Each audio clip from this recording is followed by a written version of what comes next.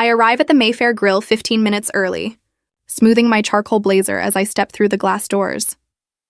The restaurant radiates quiet luxury. Crystal chandeliers scatter light across cream-colored tablecloths, and the staff move with well-practiced precision between Portland's elite diners. My stomach tightens with that familiar pre-family anxiety. "Reservation for Brooks," I tell the hostess. Forcing confidence I don't feel, she gives a polished smile. "Of course, Miss Brooks. Your family is already seated." "This way, please. Already seated?" The invitation clearly said 7 o'clock. I glance at my watch, 6:45. They must have changed the time again without telling me. She guides me past murmured conversations and soft laughter to the back of the restaurant, where my family sits beneath a private chandelier. Vanessa, my sister, faces away from me, her blonde hair styled in perfect waves. My parents, Martin and Ellen, sit on either side of her like formal hosts. Ryan, my brother, barely glances up from his phone. At the far end is my grandmother, Margaret Hayden, silver hair in an elegant knot, sharp blue eyes catching everything. She's the first to notice me, her look calm but unreadable. "Sorry I'm late," I say, reaching for the empty chair beside Ryan. "The invitation said 7. Sorry." "Jamie," Vanessa cuts in smoothly, her voice rising over the low hum of the restaurant. "This table's for the family and not the adopted one." The words hit like a slap. Laughter breaks around the table. My father studies his wine glass. My mother fiddles with her pearl necklace, silent. Ryan stays glued to his phone. Only my grandmother's expression shifts slightly, a tightening around her eyes. Heat floods my face. My heart pounds hard enough to move my jacket. The nearby tables grow quiet, pretending not to listen. "I don't understand," I manage to say. "You invited me to celebrate Vanessa's business launch." Vanessa twirls her fork lazily. "Did we? Maybe it was a courtesy invite. You know, like when people say, 'Let's grab coffee sometime,' but never mean it." I can't process this. After years of smaller insults, missed gifts, canceled plans, forgotten birthdays, this feels deliberate. A memory flashes. Me at 7. Watching Vanessa unwrap her third present while I held a secondhand sketchpad. Mom's voice echoing, "Vanessa is our daughter, sweetheart." "It's different. I was invited," I insist, trying to keep my voice steady. "By all of you." Inside, a battle rages. Walk away and keep my dignity. Or stay and prove I belong despite their cruelty. Even through the shock, I notice my grandmother's subtle disapproval, her fingers tapping against the tablecloth. She isn't laughing. "I think coming here was a mistake," I finally say, standing straighter. "Don't be so sensitive," Vanessa replies, rolling her eyes. "It was just a joke. Sit down." Something in her tone, that expectation of obedience, makes me pause. I've spent years trying to earn their acceptance. But something shifts inside me as I sit beside Ryan, who gives a quick nod before returning to his phone. Dinner passes in a blur of wine and polished conversation. I pick at my food, silent. They talk about Vanessa's boutique, Ryan's new girlfriend, their next Aspen trip. I might as well be invisible until the bill arrives. The waiter sets a leather folder directly in front of me. "Whenever you're ready, ma'am." I open it, then freeze. 3480, Vanessa leans in, smiling. "You said your design firm's doing great, right? Consider this your contribution to the family." 5 pairs of eyes watch me, waiting, testing. Even Ryan looks up now, his phone forgotten. Only Margaret's gaze feels different, more analytical than mocking. My fingers tremble as I reach for my credit card. I can't afford this. It'll probably get declined. 3 months of rent, gone in a single evening where I was barely tolerated. But I won't give them the satisfaction of seeing me falter. "I need to use the restroom," I say, standing after signing the bill. Inside, I grip the marble counter, watching my shaking hands. The woman in the mirror looks calm, except for the tension around her cheekbones and the sharpness in her eyes. 22 years of trying to belong in this family. And tonight they made one thing painfully clear: I never did. The door opens. Margaret Hayden walks in, her reflection appearing beside mine in the mirror. "My dear, I saw what happened out there." I straighten, shielding myself from her sympathy. Margaret has always been a mystery. Martin's mother, the wealthy founder of Hayden Biotech, more observer than participant in family affairs. Over the years, our exchanges never went beyond polite greetings. "It's fine," I reply automatically. I'm used to it. Margaret's blue eyes, so much like mine, meet my reflection. No one should get used to what I just witnessed. She reaches into her handbag and places a business card on the counter. Come to my office tomorrow. There's something you deserve to know. I stare at the embossed text. Margaret Hayden, CEO, Hayden Biotech. My fingers hover before taking it. Why would you help me? I ask, suspicion battling with hope. Because it's time someone did, she replies softly. 10 o'clock tomorrow. Don't be late. The next morning, I arrive at Hayden Biotech headquarters at 9:45. The glass tower rises above Portland's skyline like an accusation, mirroring the gray clouds gathering overhead. My throat tightens as the elevator ascends to the executive floor. My reflection in the metal doors looks far calmer than I feel. The $3,480 charge from last night still sits, pending on my nearly maxed out card. Margaret's assistant, a poised woman with silver-framed glasses, greets me warmly. Miss Brooks? Mrs. Hayden is expecting you. She leads me through double mahogany doors that open silently. Margaret stands by a wall of windows.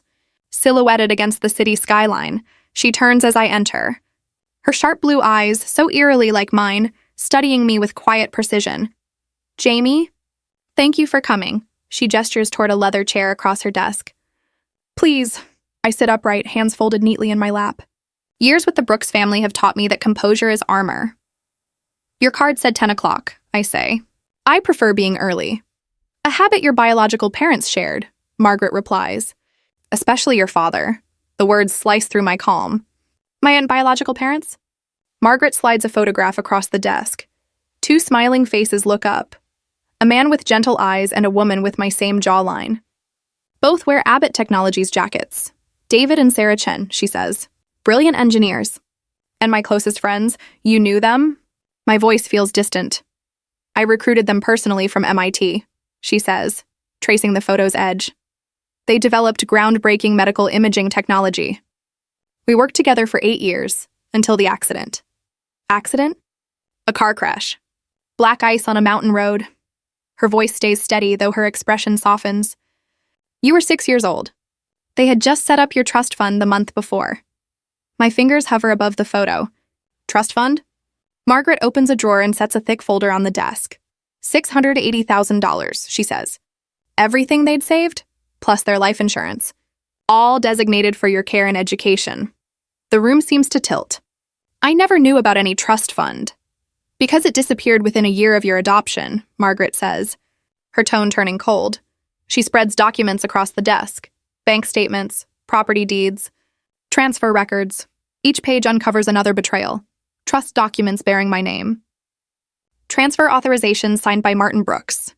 Deposits into Brooks family holdings. I was 63 when they died, Margaret begins quietly. Too old to raise a child. But my son Martin had just married Ellen. They were starting a family with Vanessa. It seemed ideal, her lips tighten. I arranged the adoption myself and transferred the trust fund to Martin, naming him your legal guardian. My eyes move across the papers, transaction dates aligning with family milestones I was never part of, private school tuition for Vanessa. College fund deposits for Ryan, a Bahamas vacation home purchased 3 months after my adoption. They used me for my inheritance? The words come out as a whisper. Margaret's tone remains controlled but sharp. While sending you to public school and hand-me-downs. Later, community college, on student loans. Memories rush through me, rearranging themselves into painful clarity. The summer, Ryan received a new car for his 16th birthday, and while I rode the bus to my after-school job, Christmas mornings, when Vanessa unwrapped designer clothes and I got discount store. Basics.college applications when Martin dismissed my dream of art school as impractical, while paying full tuition for Ryan's business degree. This wasn't neglect. It was deliberate theft. I take a steady breath.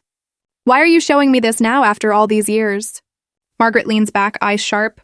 Because they're trying to force me out of my own company. What do you mean? Martin's been working the board behind my back, she says, fingers tapping the armrest. Spreading rumors that I have dementia. Claiming I'm making erratic decisions. Arguing I should step down, for my own good, and for the company's protection. The realization hits me hard. The same family that stole my inheritance is now attempting to seize her business. So that's what last night's dinner was really about, I murmur. They needed to make you seem confused, while showing off their perfect family image. Margaret nods. Your public embarrassment fit their story perfectly.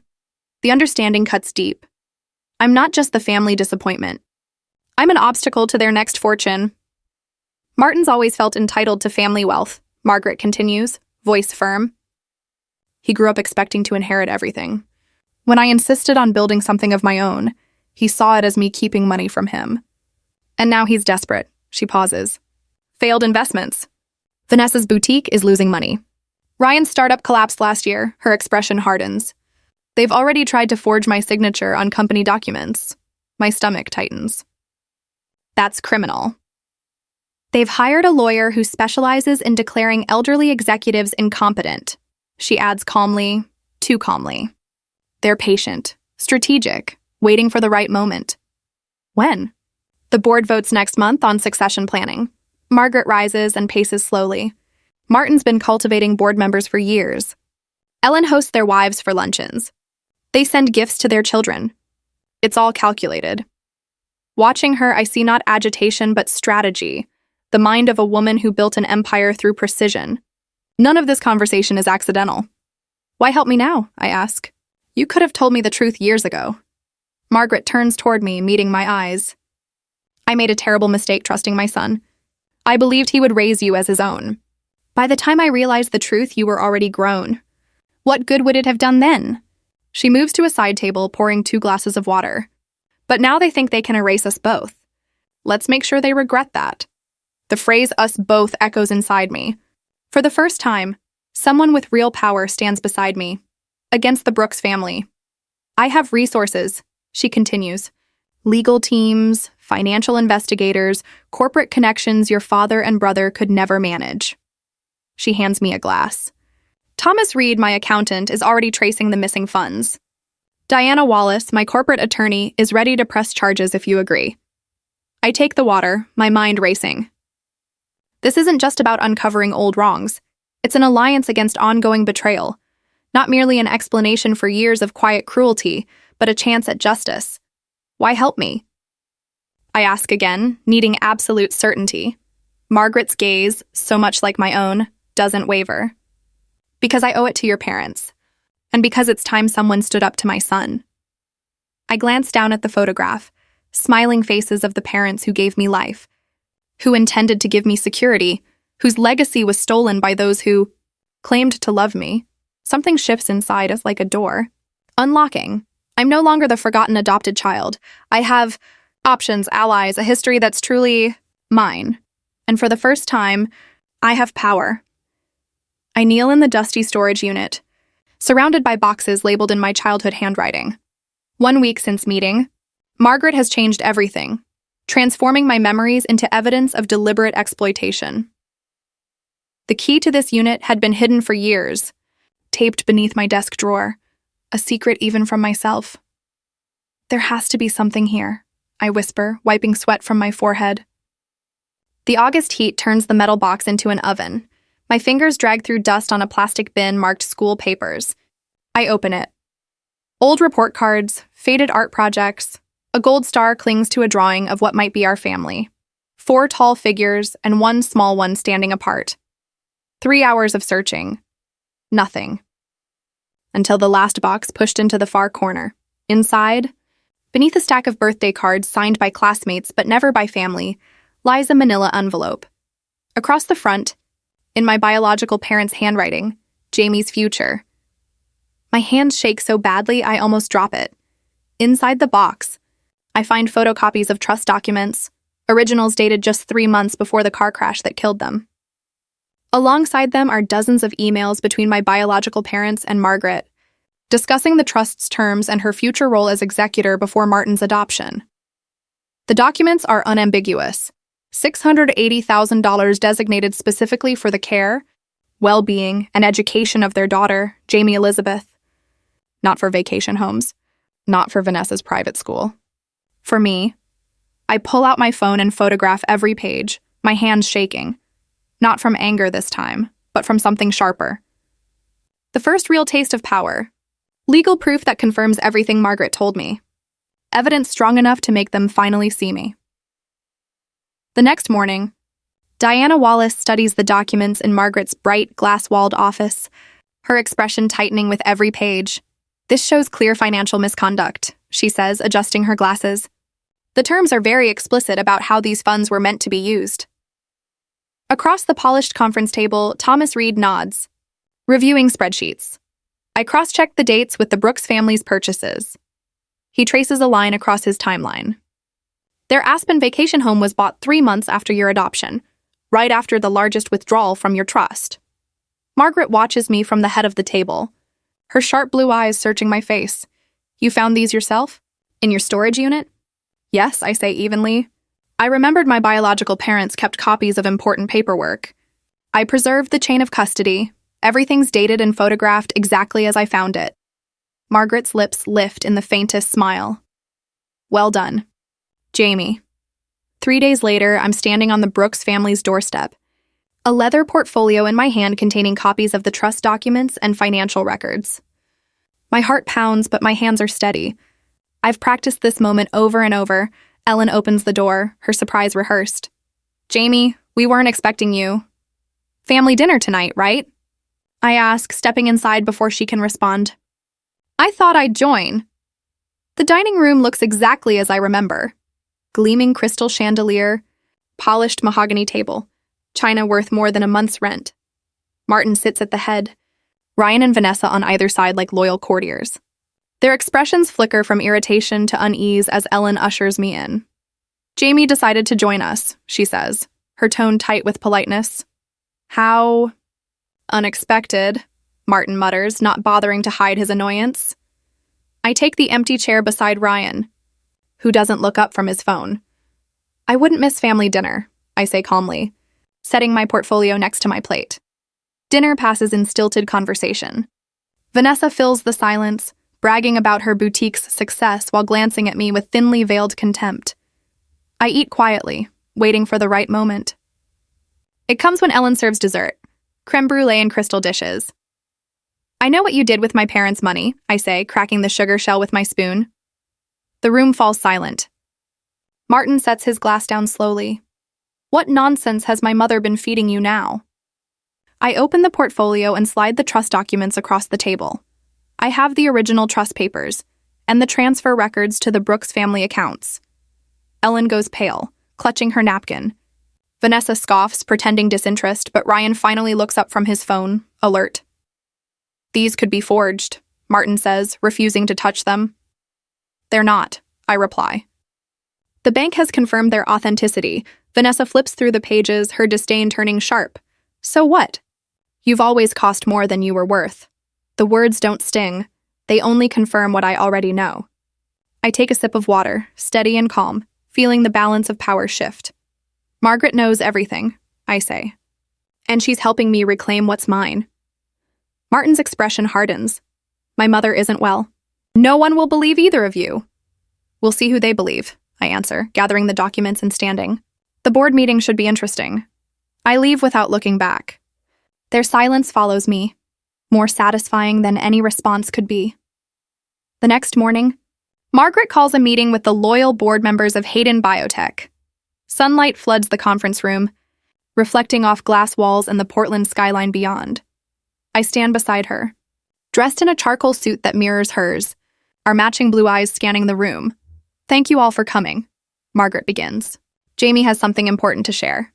I present the evidence carefully, trust documents, financial transfers, and a clear pattern of misappropriation spanning 2 decades. The board listens in silence, concern spreading across their faces, especially Elizabeth Wilson, who has served beside Margaret since the company's founding. "I've questioned Martin's financial choices for years," Elizabeth says when I finish, "especially those property acquisitions that never made sense for operations." Thomas Reed distributes his forensic accounting report, highlighting key sections. "This pattern of financial misconduct extends beyond the trust," he explains. "Martin has been using similar methods with company resources. For the first time, I don't feel like an outsider seeking validation. I feel like someone with allies, powerful ones." The corporate battlefield offers a clarity that family dinners never did. Margaret steps forward. Jamie has more business acumen than Martin ever had. She discovered these documents on her own and maintained their integrity like a professional investigator. Her words don't feel like empty praise. They feel like genuine acknowledgement, recognition of the skills I've built despite, or perhaps because of, their cruelty. As the meeting ends with promises of support, a new question surfaces. Should I push for immediate legal action or build a more complete case first? Margaret seems to sense my hesitation. Strategic patience, she murmurs as the board members leave. We've waited decades for justice. A few more weeks won't matter, I nod, realizing the storm I've set in motion is only beginning. 2 weeks later, I sit at Margaret's rosewood desk, surrounded by stacks of financial records. Morning light filters through the bay windows of her home office, illuminating the dust dancing between us. The calm order of this space feels worlds away from that humiliating dinner at the Mayfair Grill. We need to think like they do, strategic and patient, I tell Margaret, spreading out color-coded folders. Immediate results won't win against people who've spent decades manipulating the system. Margaret nods, her sharp blue eyes undimmed by her 79 years. You're exactly right. Jamie. Martin has always played the long game. He's been positioning himself for my retirement since he turned 40. I've spent the past 2 weeks immersed in Hayden Biotech's corporate bylaws until my eyes ached, highlighting succession rules and voting requirements. The designer in me admires the intricate structure of governance. Rules layered on rules, each serving a clear purpose. Diana Wallace, Margaret's trusted attorney, taps her pen against a notepad. We're developing 3 parallel strategies, she explains. First, document the trust fund misappropriation for possible criminal charges. Second, gather evidence of Martin's questionable decisions as COO. Third, counter the dementia rumors with independent medical evaluations. The timing is key, Reed adds, his accountant's precision evident. We need everything finalized before the board. Meeting next month. The person I was at that restaurant, the one humiliated into paying a $3,080 dinner bill, feels like someone else. Entirely. That Jamie reacted out of shame. This Jamie is deliberate, methodical, and focused on justice, on reclaiming control. Margaret slides a folder toward me. These are my notes on each board member, their voting history, connections, and vulnerabilities. Elizabeth Wilson and James Peterson have always doubted Martin's leadership. They could become our strongest allies. I scan the pages, absorbing details about people I've never met, but who now hold pieces of my future. And our biggest opposition? I ask. Gerald Hamilton and Patricia Davis, Margaret replies. They both golf with Martin regularly and have financial ties to his side. Ventures. The scale of what we're attempting settles over me. This isn't just about a stolen trust fund anymore. It's about reclaiming control of a multi-million-dollar company from people willing to declare their own mother unfit. Later that afternoon, Reed and I work in Margaret's library, surrounded by years of company records. Mahogany shelves tower around us, filled with leather-bound books Margaret has collected over decades. We work in focused silence, occasionally breaking it to share discoveries. Look at this, Reed says, pointing to a spreadsheet. 4 acquisitions of small research firms in the last 3 years, all previously owned by Martin's Stanford roommates. I lean over his shoulder, studying the numbers. All assets had been purchased well above market value. Exactly. Reed's finger moves down the columns of numbers the board had approved, each deal based solely on Martin's recommendations, without any independent appraisal, just as he intended. While Reed continues analyzing, I turn to the offshore banking records, tracing a complex web of transfers. Ellen's brother, Thomas, appears repeatedly in the Cayman Islands account paperwork. 3 deposits correspond exactly to amounts withdrawn from company research grants. We work through dinner, compiling detailed files on every suspicious transaction. Meanwhile, Margaret's PR team sends updates on their counter-campaign, addressing the dementia rumors. They're arranging interviews with financial outlets where Margaret can demonstrate her sharp business insight. Diana joins us later, spreading legal documents across the antique coffee table. We're preparing both criminal and civil actions, she explains, but nothing will be filed until we see the entire picture. This isn't about one win, It's about systematically dismantling their position. As evening settles, the library grows dim. Margaret orders dinner and we eat absently, focused on our work. The approach feels right, methodical rather than emotional, strategic rather than reactive. 2 days later, I'm walking to my car after meeting Reed at a downtown cafe when I notice a black sedan parked across the street. A man inside holds a telephoto lens pointed directly at me. My stomach tightens as the rapid clicks of the camera echo in the air. That night, I return to my apartment to find the door slightly open. At first glance, everything appears untouched. But my designer's eye catches subtle changes. Papers slightly shifted. My laptop angled differently. A file drawer left ajar. Nothing seems stolen. But the message is unmistakable. They're watching. They're searching. They know we're building a case. I call Margaret immediately. They broke into my apartment, I tell her. Nothing's missing, but they went through my papers. Her tone remains calm. Move everything important to the secure storage facility Reed arranged. Then come stay at my house. It's time to speed up our plan. Instead of fear, I feel a strange sense of validation. If they're desperate enough to break the law, we're getting close. Indeed, Margaret replies. Now we adapt. Reed will organize counter-surveillance starting tomorrow. I glance around my violated apartment, noting every small sign of intrusion, and for the first time in days, I smile. They wouldn't take such risks unless they were afraid of what we've uncovered. A day before the board meeting, I line up a row of manila folders across Margaret's mahogany conference table, each labeled with a board member's name.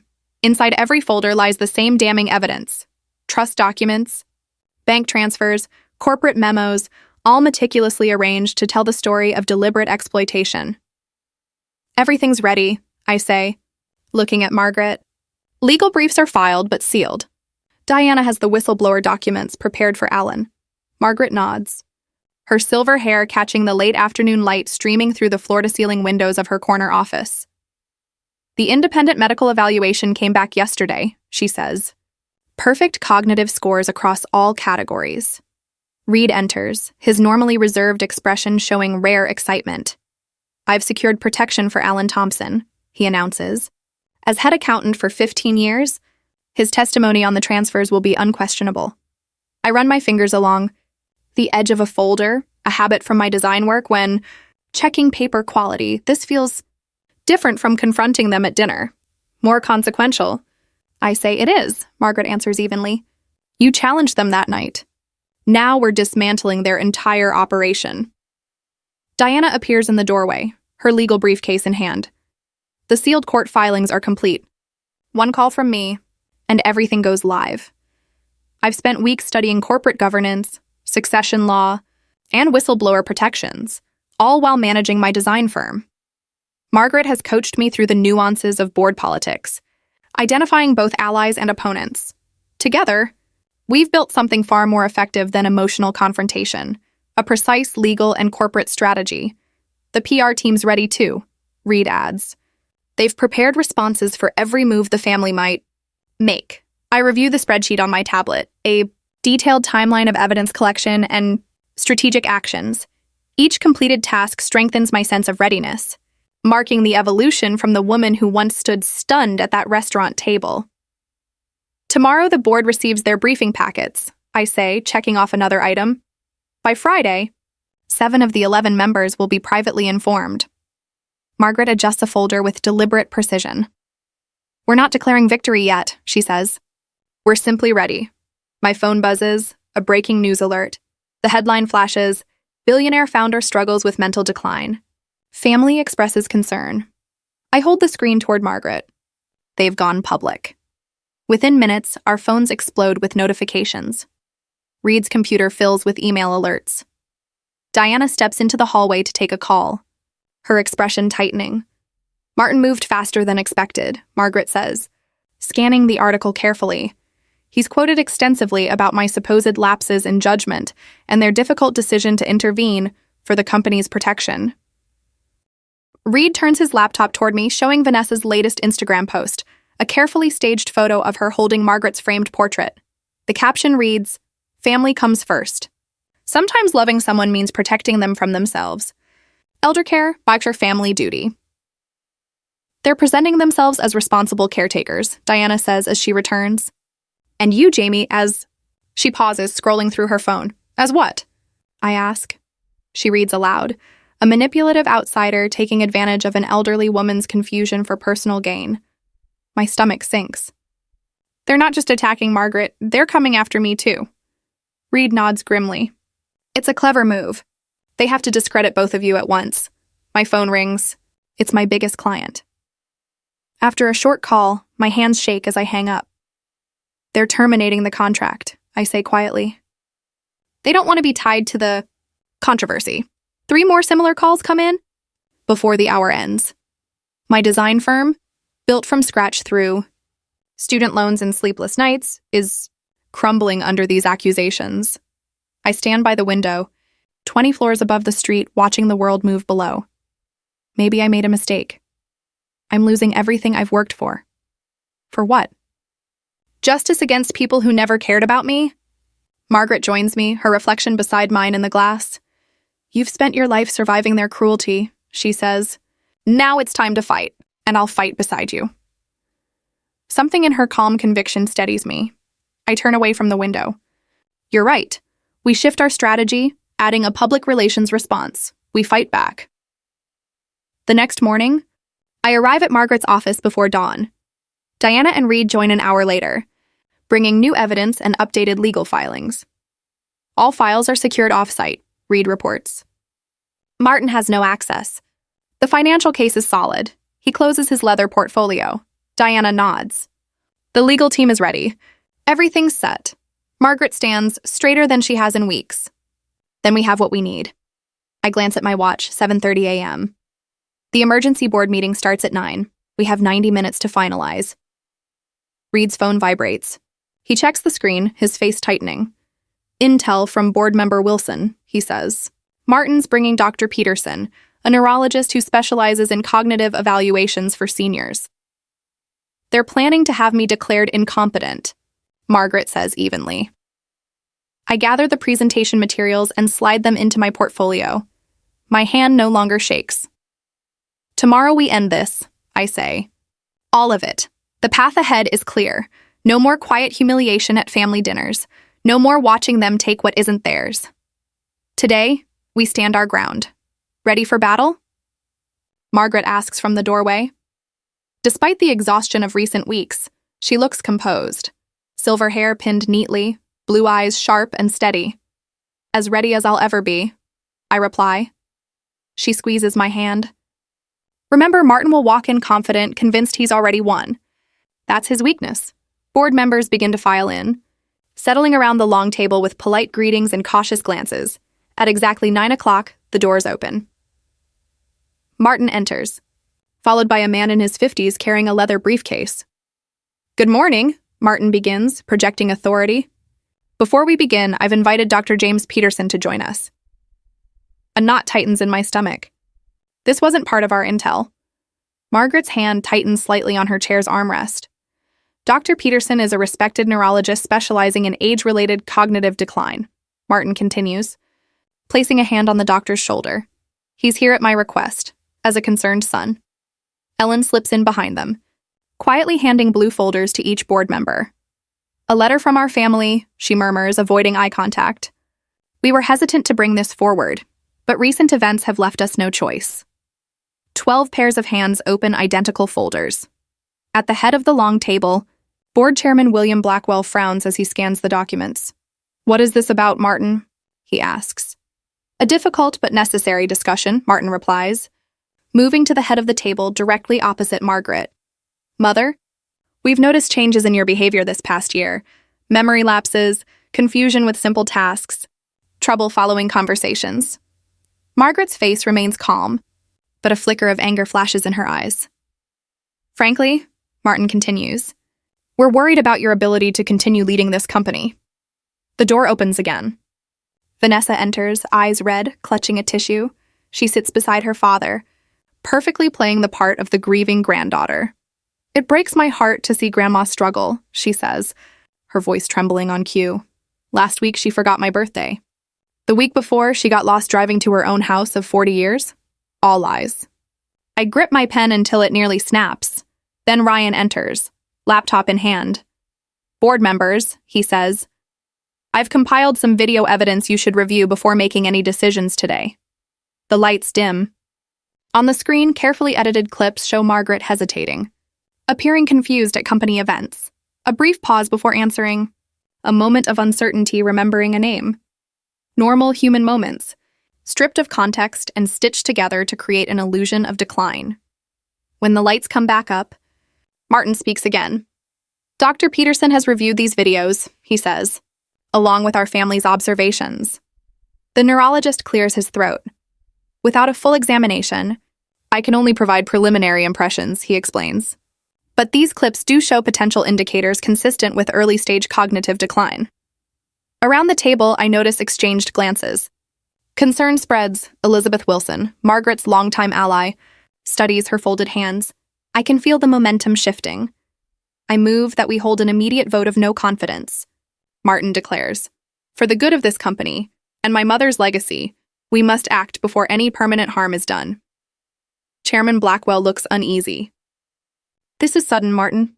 "Perhaps we should." "With respect, William," Martin cuts in, "the evidence is clear.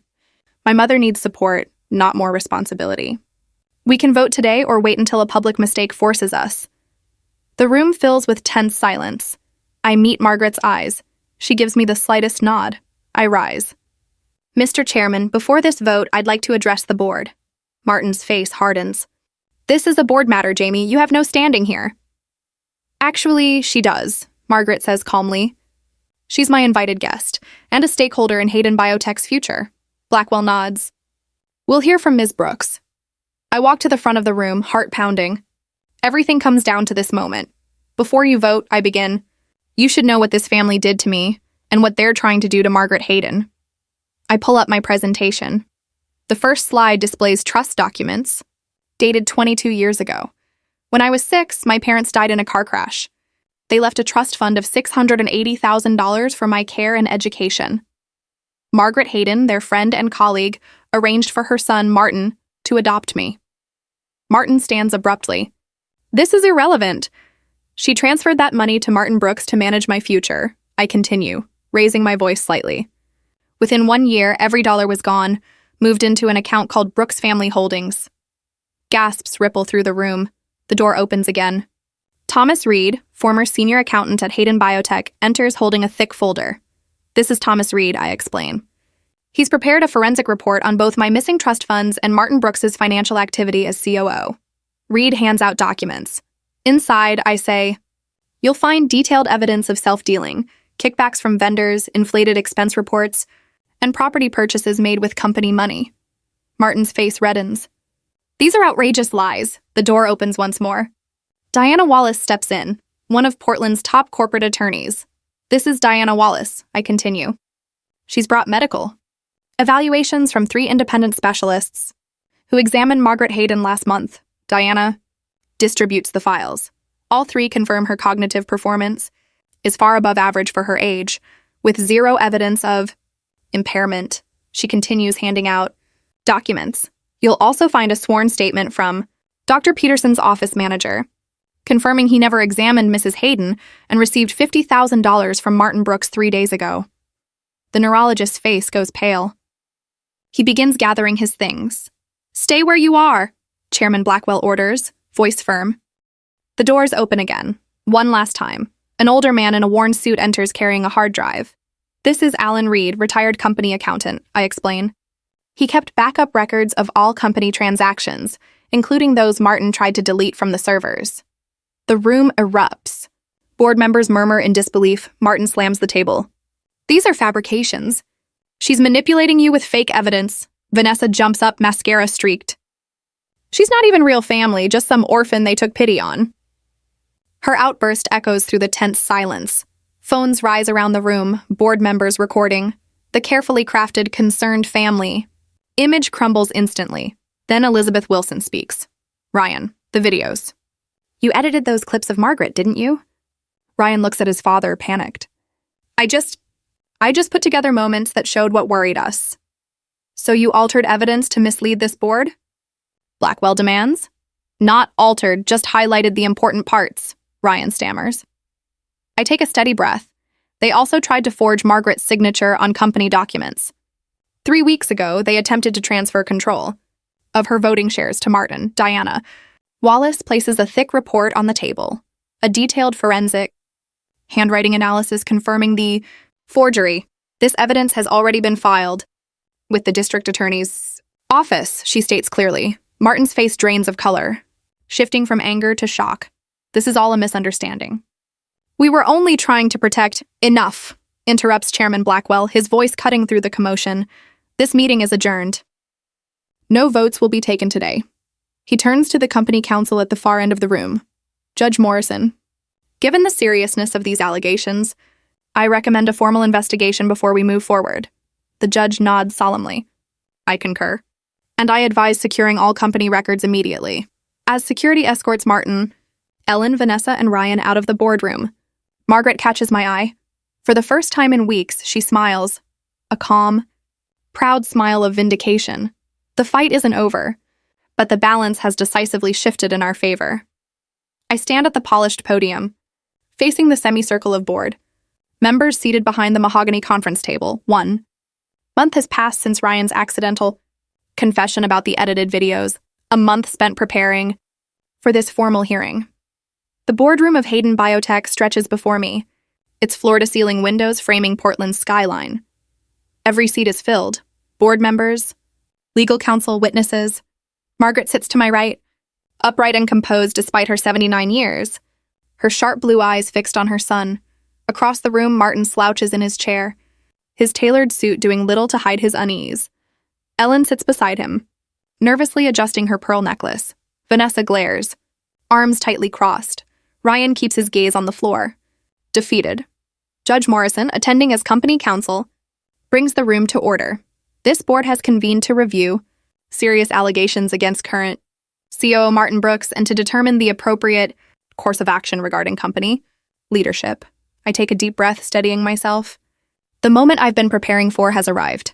Ms. Brooks, please present your evidence, says Judge Morrison, gesturing toward me. The projector hums to life behind me as I begin. My voice is stronger than I expect. Board members, what I'm about to present reveals a pattern of deception that spans decades. The first slide appears, my parents' original trust documents. When I was 6 years old, my biological parents died in a car accident, I begin. They left behind a trust fund of $680,000 for my care and education. Martin shifts in his seat. This has nothing to do with company matters. It establishes a pattern, Mr. Brooks, replies Judge Morrison. Continue, Ms. Brooks. I advance through the carefully organized slides. Bank transfers from my trust into Brooks family accounts. Property deeds for vacation homes purchased soon after my adoption. Tuition payments for Vanessa's private school, Ryan's college. They stole from an orphaned child, I say. My voice calm, though emotion tightens my chest. And later, they tried to steal from an elderly woman.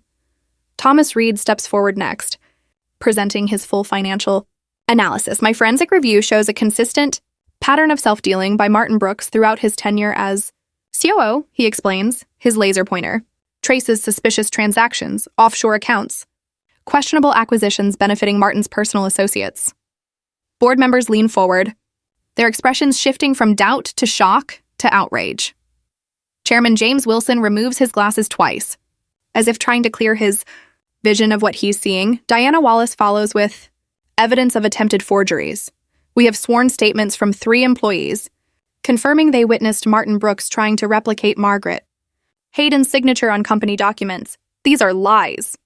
Martin shouts, rising from his chair, face flushed. My mother has been manipulated by this opportunist. She's never been real family. Margaret stands slowly. She commands the room without raising her voice. Real family, Martin? She asks evenly.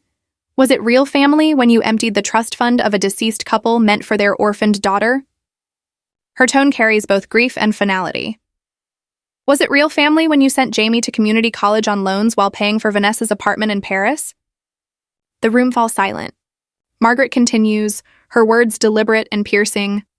My son has spent his life believing he deserves anything he wants simply because it exists. He believed he deserved Jamie's trust fund. He believes he deserves my company. The evidence before you shows what that sense of entitlement has cost both this family and this corporation. Martin's attorney rises, attempting to cast doubt by presenting medical opinions questioning Margaret's mental competence. But those claims collapse under the weight of 3 independent evaluations Diana arranged, each confirming Margaret's clarity of mind and judgment. His financial arguments crumble the moment they meet Reed's detailed forensic evidence. The family's united front fractures under the growing pressure. Ellen pleads ignorance about the financial details. Ryan mutters apologies, eyes fixed on the floor. Only Vanessa remains defiant until she suddenly rises from her chair in anger. "She manipulated all of you," she shouts, finger pointed at me. "She's always been jealous of our family, always wanted what was ours." The accusation lingers in the silence, sharp and revealing. "What exactly was yours, Vanessa?" I ask evenly.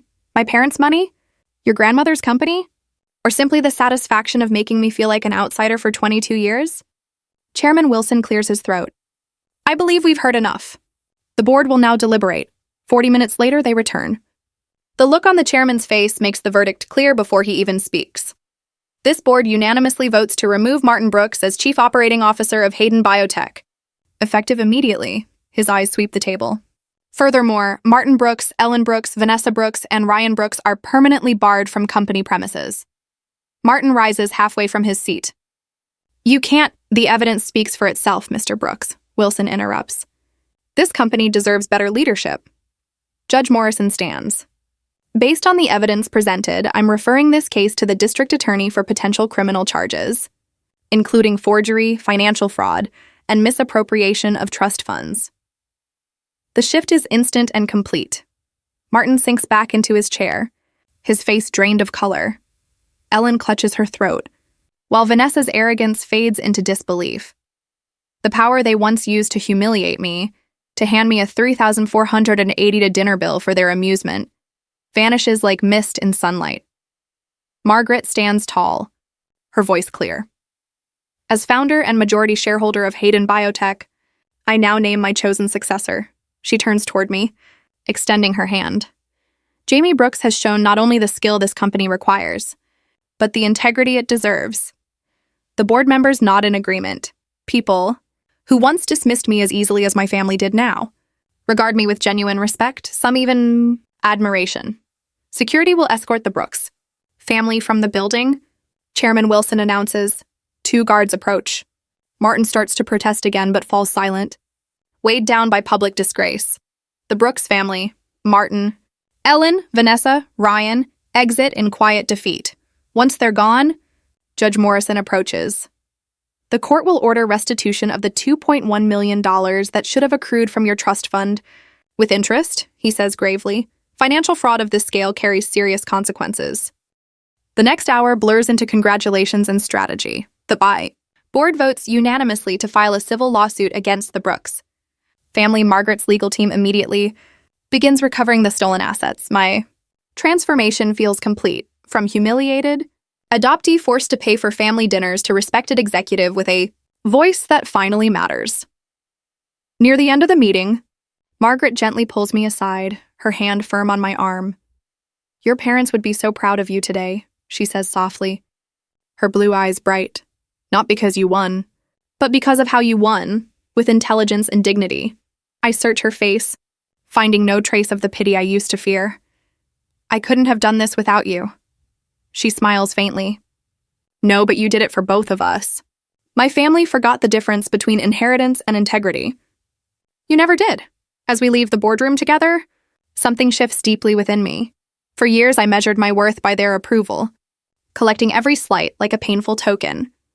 Now, walking beside Margaret, chosen family, not forced, I finally understand. Belonging isn't earned through submission. It's built on shared values. The elevator doors close, sealing away 2 decades of longing for a family that never truly existed. Ahead lies something far better, a future built on truth, not pretense. Unearned respect, not demanded loyalty. "Ready?" Margaret asks as the elevator descends. I nod, feeling lighter than I have in years. More than ready. I stand at the edge of Lake Oswego, morning light scattering across the water. 3 months have passed since Margaret slipped away in her sleep. peaceful, my hand in hers at the end of a remarkable life. The reading of her will surprised few but stunned everyone.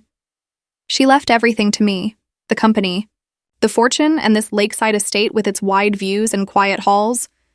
Miss Brooks? Thomas Reed approaches, documents in hand. The contractors need your final approval on the renovations. I nod, turning from the lake. Let's make it official. Inside, workers are transforming what was once Margaret's private study into the administrative center of the Hayden Foundation for Abused and Neglected Children. Where Martin once plotted corporate takeovers, social workers will soon coordinate foster support programs. Where Vanessa once demanded more than her share, children who've had too little will finally find help and hope. The dedication ceremony is next month, says Diana Wallace, stepping into what used to be the grand dining room. The mayor and several state officials have confirmed attendance. I review the renovation plans as my phone buzzes with another news alert. Martin's sentencing was last week, 3 years in federal prison for financial fraud, his tailored suits traded for prison uniforms. Ellen sold their Aspen home at a loss. The Lake Oswego property seized by the government. She now lives in subsidized housing. Her social circle gone as quickly as the money that wants to find it. Did you see this? Diana asks, sliding her tablet toward me on the screen. Vanessa's latest attempt to reinvent herself as a lifestyle influencer is collapsing under thousands of comments linking back to the viral video, her sneering face declaring she's not family at the Mayfair Grill. The internet never forgets. Ryan works at the Rusty Anchor now, a small bar on Portland's industrial side. I saw him there last month while meeting a contractor. His once perfect hair hung limp, shoulders slouched as he cleared tables. He acted like he didn't see me. I did the same. The quarterly reports came in, Thomas says, changing the subject. Profits are up 18% since the leadership transition. Employee satisfaction is at a record high. I take the folder with a small smile. Let's review them. After the foundation meeting. Year slips by like water through open fingers.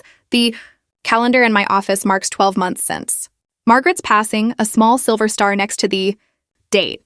I trace it gently, remembering the woman who changed everything. The Jamie who walked into the Mayfair Grill last year no longer exists.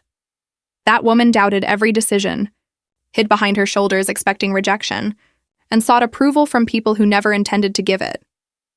The woman who now leads Hayden Biotech walks with confidence through labs and boardrooms, guiding young executives with the same steady mentorship Margaret once offered me.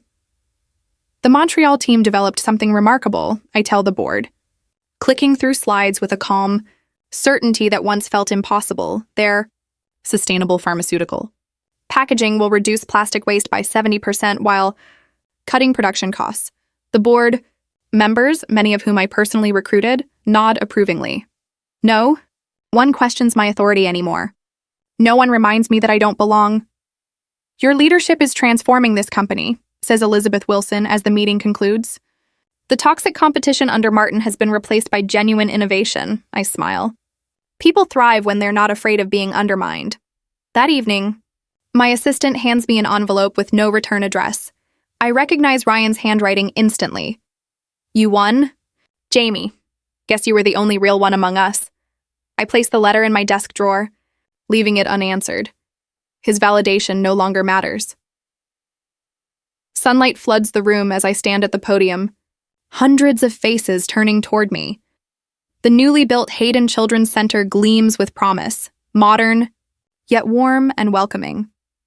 I spent years chasing the approval of a family that never wanted me, I say into the microphone, voice steady. But I didn't need their acceptance, only my own peace. Behind me, Margaret's portrait watches over the ceremony, sunlight glinting off the engraved plaque beneath it. Family is built through love, not obligation. The audience includes former board members, employees, and community leaders, people who witnessed my journey from outsider to leader.